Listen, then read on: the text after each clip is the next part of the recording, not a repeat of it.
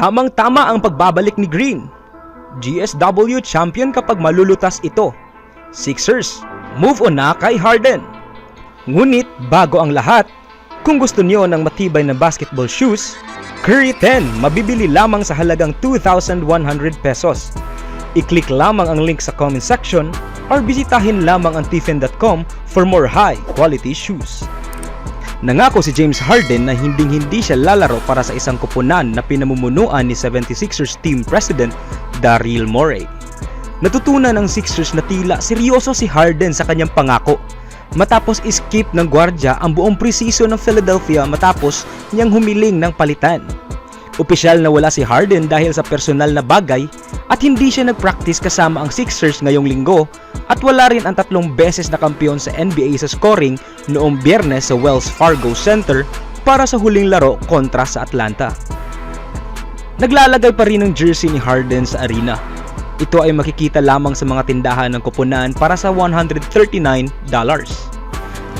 Ang mga Sixers ay magsisimula ng kanilang season sa Huwebes laban sa Milwaukee. Sila ay maglalaro sa Toronto bago ang home opener ngayong October 29 kontra sa Portland. Si Coach Nick Nurse, sa kanyang unang season pagkatapos ng 5 taon sa Toronto, ay naghahanda para sa mga laro nang wala si Harden. Sa tingin ko, buong linggo ko itong pinaghahandaan, sabi ni Coach Nurse noong Biyernes. Maraming pag-iisip ang ginugol ko sa pagkakaroon niyang hindi naglalaro at sa paghahanda ng koponan ng ganitong paraan ngayong summer. Palaging sinasabi ko, mayroong ibang plano kung mababago ang sitwasyon. Hindi ko iniisip na ito ay malaki ang epekto sa amin. Kami ay maglalaro at kinakailangan naming maglaro sa paraan na gusto naming laruin kahit wala siya hanggang sa may mga mangyayaring bago. Si Harden at ang 76ers ay hindi bago sa mga gulong ito. Ang matagumpay na yugto ni Harden sa Houston kung saan una siyang naging kasama ni Morey na noon ay general manager. Kabilang ang mga titulo sa scoring at ang MVP award ng NBA noong 2018. Ngunit ang kanyang relasyon sa Houston ay sumama at pilit siyang lumipat sa Brooklyn noong 2021. Sumali siya kina Kevin Durant at Kyrie Irving at nabuo ang Big Three na hindi naging masyadong malaki ang impact. Sapagkat ang tatlong ito ay apektado ng mga injury at iba pang kontrobersya, lalo na ang pananaw ni Irving ukol sa COVID-19 vaccine. At sila ay naglaro lamang ng 18 na laro, kaya't nais ni Harden na umalis. Kaya't noong trade deadline noong 2022, siya ay pumunta sa Philly, kung saan nagkasama sila ni Murray at tila masaya sa kanyang role bilang playmaker habang dumaan ang opensa kay Joel Embiid. Kahit noong Hunyo 2022, tinanggihan ni Harden ang kanyang $47.4 million na option at sinasabi na nais niyang bigyan ng kakayahan ang 76ers na mapabuti ang kanilang lineup at makipagkompetensya para sa isang kampyonato. Pumirma siya ng kasunduan na nagkakahalaga ng humigit kumulang sa $68 million, kung saan siya ay nabigyan ng $33 million noong nakaraang season na may $35 million na option para sa season na ito. Nakuha ng Sixers si PJ Tucker sa isang buong mid-level exception at kay Danuel House sa biannual exception dahil tumanggi si Harden sa kanyang option. Pareho pa ring naroroon ang dalawang manlalaro sa Sixers. Ito ang dahilan kung saan naging komplikado ang sitwasyon. Bahagi ng reklamo ni Harden ay nagmumula sa kanyang paniniwala na dapat sana ay nakakuha siya ng isang pangmatagalang kontrata mula sa Sixers pagkatapos ng nakaraang season. Ngunit hindi ito nangyari, kaya't nais niyang humiling ng i-trade. Pwede sana siyang tumanggi sa option at magpasya na subukan ang free agency. Sa halip, kinuha niya ang kanyang $35.6 million na option sa 76ers para sa season na ito, na may hangaring pilitin ang isang trade. Mas pinili ni Harden ang trade papuntang Los Angeles Clippers. Ngunit ang mga negosasyon na iyon, pati na rin ang negosasyon sa ibang mga koponan ay nauwi sa wala. Sa isang promotional event sa China noong Agosto, binira ni Harden si Morey. Sinungaling si Daryl Morey at hindi ko kailanman maging bahagi sa isang organisasyon na kanyang kinabibilangan, ani ni Harden sa okasyong iyon. Ipinataw ng NBA ang isang multang $100,000 kay Harden para sa kanyang mga komento. Nagkaroon ng pakikipag-usap ang liga kay Harden bilang bahagi ng kanilang investigasyon at na-confirm na ang kanyang mga komento ay tumutukoy sa kanyang paniniwala na hindi bibigyan ng 76ers ang kanyang trade request. Sa malaking bahagi ng dahilang hindi lalabagin ang mga bahagi ng kanyang kontrata na maaaring makaapekto sa free agency sa ilalim ng collective bargaining agreement. At upang ipakita na handa siyang maglaro kung siya ay mapalitan ng Clippers, sa huli ay dumating si Harden ng huli sa training camp at nagpractice kasama ang 76ers sa kanilang New Jersey complex. Sa kalaunan, sinabi niyang nawalan siya ng tiwala kay Morey. Gusto kong manatili dito at magretiro bilang isang Sixer at wala sa mga plano ng front office iyon, sabi ni Harden noong nakaraang linggo. Talagang wala akong kapangyarihan dito. Ito ay isang sitwasyon na ayaw kong mangyari. Ayon naman kay Nurse, hindi ito isang pag-aaksaya ng oras. Okay lang ito na mag-practice kahit na nandoon si Harden sa preseason. Ngayon, si Nurse, Morey, Embiid at ang natitirang Sixers ay handa nang harapin ang isang season na sa higit o sa mas mababa ay nakasalalay sa gaganapan ng sitwasyon ni Harden na may pangako ng higit pang mga pangyayari sa labas ng court. Talagang wala namang pakiramdam na may kailangan talakayin, sabi ni Nurse noong Biyernes. Pakinggan mo, kung wala kang alam sa mga pangyayari, sa tingin ko malamang ay natutulog ka lang o kung anuman. Samantala, sa kabilang balita naman, si Draymond Green na ang forward ng Golden State Warriors ay hindi nakalhok sa buong preseason dahil sa sprained ankle. Ngunit inasunsyo ng kupunan noong linggo ng hapon na siya ay nakapagpatuloy na sa mga laro ng 5-on-5 na isang malaking development sa kanya. Sa kanilang pahayag, isinulat ng Warriors ang mga sumusunod. Si Warriors forward Draymond Green na nagka-sprained left ankle noong off-season workouts at absent sa lahat ng 5 preseason games ng kupunan, patuloy na nagpapakita ng magandang pagaling. Siya ay pinayagang mag-practice kasama ang kupunan at ang kanyang pagbabalik sa laro ay base sa kanyang tuloy-tuloy na pagaling habang bumubuti ang kanyang kondisyon para sa mga laro.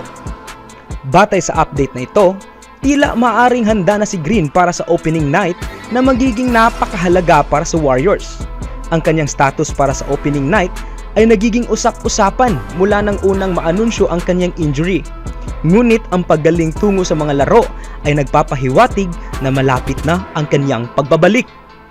Si Green ay mahalaga sa mga ginagawa ng Warriors sa opensa at depensa.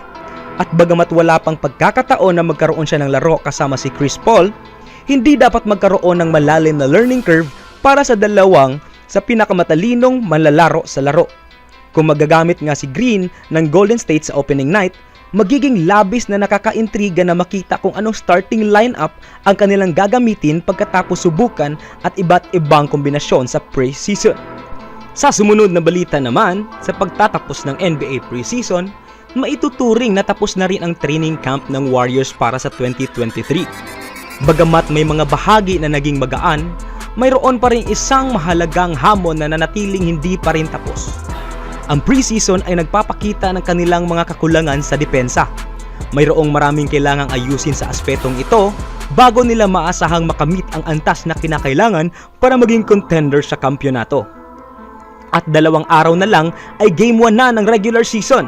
Sa Martes ng gabi, sabi ni Klay Thompson na tumutukoy sa opening night. Sa palagay ko, makikita nyo ang mas magandang depensibong pagsisikap kaysa sa nakita mo nitong mga nakaraang 2 linggo.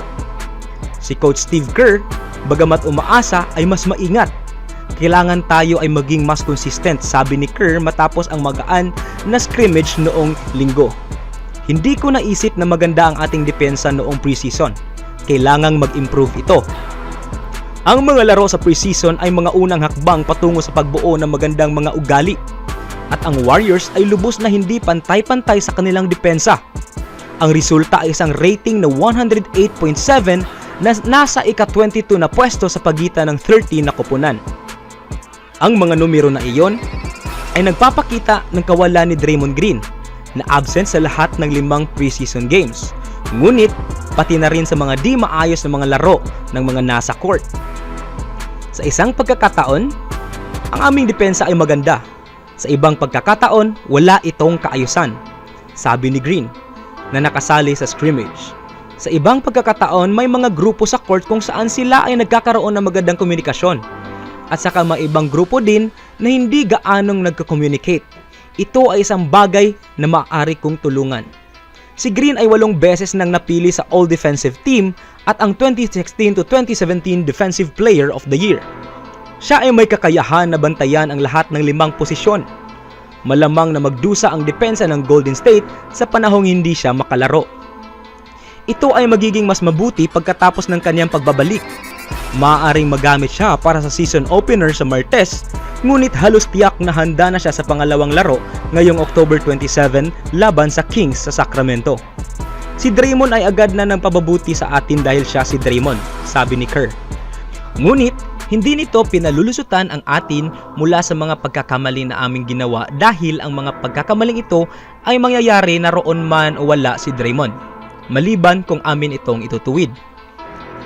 Isa sa mga pinaka-problemang bahagi ng kanilang mga laro ay ang mga turnovers. Ang Golden State ay may average na 17.6 kada laro na nagtala ng ika-18 pwesto sa liga. Mas problemado pa ang 21 puntos kada laro na itinutukod ng mga kalaban mula sa mga turnovers na iyon. Ito ay nagpapahiwatig ng isang koponan na may maraming live ball turnovers. Ito ay dapat maging sentro ng aming atensyon, sabi ni Green. Mahirap depensahan iyon. Umamin naman si Green na siya at si Stephen Curry ay madalas ang may malalaking responsibilidad sa mga turnovers.